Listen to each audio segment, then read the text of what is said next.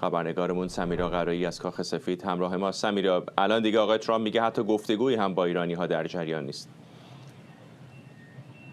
در جریان نیست و بر اساس اون چیزی که از منابع آمریکایی به الجزیره گفتن، با وجود اینکه نشانه‌های مثبتی وجود داشته از سمت طرف جمهوری اسلامی، آقای ترامپ دستور داده که مذاکره انجام نشه. ما روز گذشته از خودش در اتاق بیضی شنیدیم که میگفت اون چیزی که مد نظر من هست در توافق شدنی نیست با جمهوری اسلامی. اون چیزی که ما می‌خوایم رو جمهوری اسلامی در این توافق یا در این مذاکراتی که تا اینجا انجام دادن نتونسته به ایالات متحده بده. جرد کوشنر، داماد او، نماینده او در این مذاکرات صلحی که در خاورمیانه انجام میده، حالا مشخصا در رابطه با حماس یا در رابطه با لبنان که از غذا آقای کوشنر هم الان در منطقه است، او هم روز گذشته در گفتگویی که با فاکس انجام داده مشابه همین رو تکرار کرده و گفته که جمهوری اسلامی نمیتونه یک توافقی انجام بده که معنادار باشه برای ایالات متحده. اون چیزی که آقای ترامپ امروز در تروث سوشال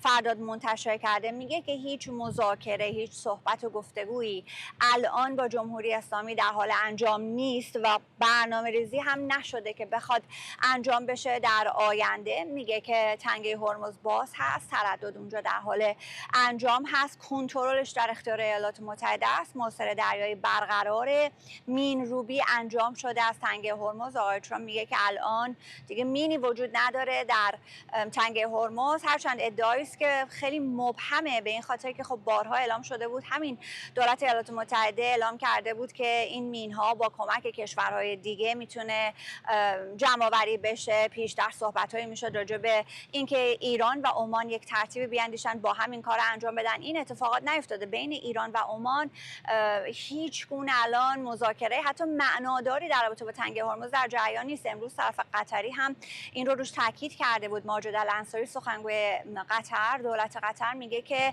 اگر جمهوری اسلامی و عمان راجع به تنگه هرمز به یک توافق برسن، حداقل اون رو، یعنی در اون حوزه یک چیزی روی کاغذ وجود داشته باشه، یک تفاهمی وجود داشته باشه، اون اگر کنار گذاشته بشه، از اونجا به بعد میشه کارهای دیگری که در رابطه با مذاکرات بین جمهوری اسلامی و آمریکا. میبینیم که اینها هیچ کدام ایجاد نشده. آقای ترامپ دیروز عمان رو تهدید کرد، امروز جمهوری اسلامی داره عمان رو تهدید میکنه. هر کدام هم از منظر خودشون دارن این کارو میکنن، ولی آقای ترامپ میگه مینروبی شده، میگه باز هست، تردد انجام شده، در صورتی که آمار تردد داره به ما نشون میده که بی نهایت کم بوده. حداقل در 10 روز گذشته میزان شناورهای عبوری، حالا چه خروج و چه ورود در تنگه هرمز حداقلی بودن.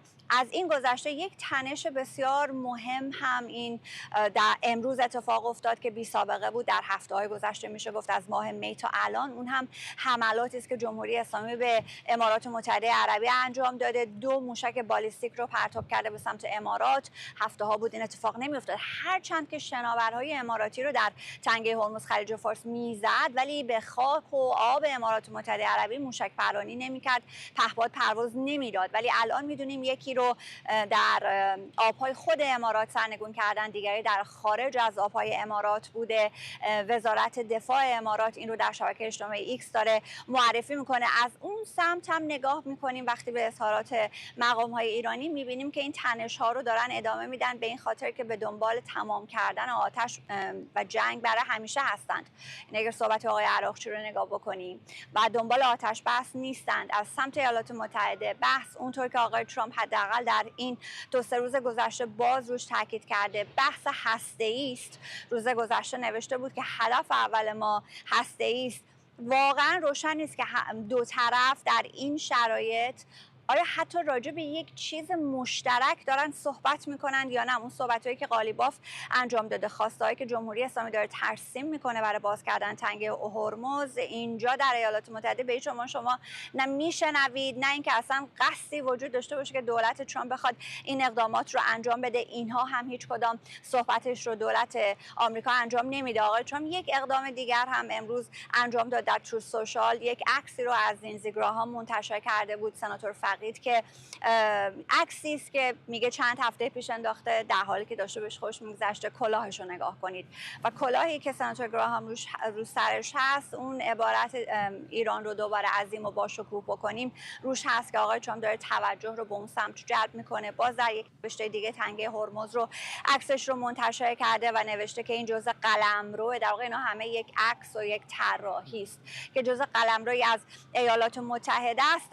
امروز اینجا به نظر میرسه که خبر اصلی ما این باشه که مقام‌های آمریکایی بدون اینکه فکر بکنند دارن متناقض صحبت میکنن، چون یکی از مقام‌ها این رو در گفتگو با الجزیره میگه که تناقضی در پیام‌های ما وجود نداره به جمهوری اسلامی، اینه که فکر نمی‌کنن در این شرایط اون چیزی که به دنبالش هستند از طریق مذاکره و توافق با جمهوری اسلامی بخواد به دست بیاد. همگی این رو گفتن، مقام آگاه، خود آقای ترامپ، آقای کوشنر، اینکه اون چیزی که برای ما معنایی داشته باشه بعید است که جمهوری اسلامی بتونه در اختیارشون قرار بده.